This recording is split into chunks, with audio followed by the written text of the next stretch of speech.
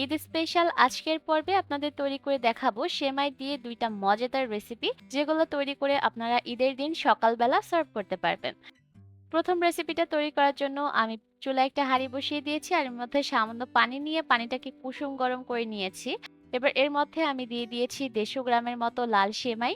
এই সেমাইগুলোকে ২-৩ মিনিটের মতো এই পানির মধ্যে একটু ভিজিয়ে নিয়ে তারপর পানিটাকে ঝরিয়ে নিতে হবে। এবার চুলায় আরো একটা প্যান বসিয়ে এর মধ্যে দিয়েছি ১ টেবিল চামচ তেল আর ১ টেবিল চামচ ঘি। দিয়েছি ৪টা এলাচ, ৩ টুকরা দারচিনি আর ২টা তেজপাতা। মসলাগুলোকে ভেজে নিয়ে এর মধ্যে দিয়েছি ১ টেবিল চামচ কাঠবাদাম কুচি আর দিয়েছি ১ টেবিল চামচ কিশমিশ। এই সবকিছুকে ভেজে নিয়ে যে সেমাইটাকে পানি ঝরিয়ে রেখেছিলাম সেই সেমাইটা এবার এই মসলার সাথে মিশিয়ে নিতে হবে। চুলার আঁচটাকে অবশ্যই মিডিয়াম লো হিটে রেখে এবার এই সেমাইগুলোকে ভেজে নিতে হবে। কিছুক্ষণ ভেজে নেওয়ার পর এবার আমি এর মধ্যে দিয়ে দিয়েছি আধা কাপ পরিমাপে চিনি। এবার ততক্ষণ পর্যন্ত সেমাইটা রান্না করতে হবে যতক্ষণ না পর্যন্ত চিনি থেকে পানি বের হয়ে সেই পানিটা শুকিয়ে যায়। এর মধ্যে কিন্তু চিনির পানিটা টেনে গিয়েছে। শেষ পর্যায়ে এর মধ্যে দিয়েছি ১ কাপ পরিমাপে নারিকেল কোড়া। এবার সবকিছুকে মিশিয়ে নিব ভালোভাবে। আর মেশানো হয়ে গেলে যে আস্ত মসলাগুলো দিয়েছিলাম সেই মসলাগুলোকে তুলে ফেলে দিতে হবে। আমি সেমাইয়ের মিশ্রণটা একটা বাটির মধ্যে নিয়ে নিয়েছি আর একটু হালকা গরম থাকা অবস্থাতেই এবার এই সেমাইগুলোকে দিয়ে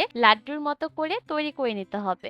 আর অবশ্যই একটু চেপে তারপর এই লাড্ডুগুলো তৈরি করবেন, তাহলে এটা সহজে ভেঙে যাবে না। আর দেখতেই পাচ্ছেন এর মধ্যে কিন্তু সেমাইয়ের লাড্ডু তৈরি হয়ে গেছে। এটা খুব সহজে তৈরি করা যায় আর খেতেও মজাদার। পরবর্তী রেসিপির জন্য আমি একটা বাটির মধ্যে নিয়েছি ১ কাপ পরিমাপে সেমাই। সেমাইগুলোকে ভালোভাবে ভেঙে গুঁড়া করে নিয়েছি। দিয়েছি আধা কাপ পরিমাপে চিনি, 1/3 কাপ দিয়েছি গুঁড়া দুধ, আধা চা চামচ লবণ দিয়েছি, আধা কাপ দিয়েছি নারিকেল কোড়া আর সেই সাথে আমি এর মধ্যে দিয়েছি একটা ডিম।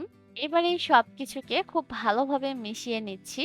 সেমাইয়ের সাথে সমস্ত উপকরণ একসাথে ভালোভাবে মাখিয়ে নিতে হবে আর একটু কচলে মাখিয়ে নিতে হবে, এতে করে চিনি থেকে পানিটা বের হবে আর এটা অনেকটা নরম হবে। এবার চুলায় একটা প্যান বসিয়ে দিয়েছি, এতে সামান্য পরিমাণ তেল আমি মিডিয়াম হাই হিটে গরম করে নিয়েছি। এবার সেমাইয়ের যে মিশ্রণ তৈরি করে রেখেছিলাম সেখান থেকে নিয়ে গোল গোল করে এভাবে করে বিস্কিটের মতো করে তৈরি করে নিতে হবে আর এগুলো লালচে বাদামি রং হওয়া পর্যন্ত ভেজে নিতে হবে। আশা করছি রেসিপি দুইটা আপনাদের কাছে ভালো লেগেছে। সবাইকে ঈদের অগ্রিম শুভেচ্ছা জানিয়ে আজকে এখানেই বিদায় নিচ্ছি। আল্লাহ হাফেজ।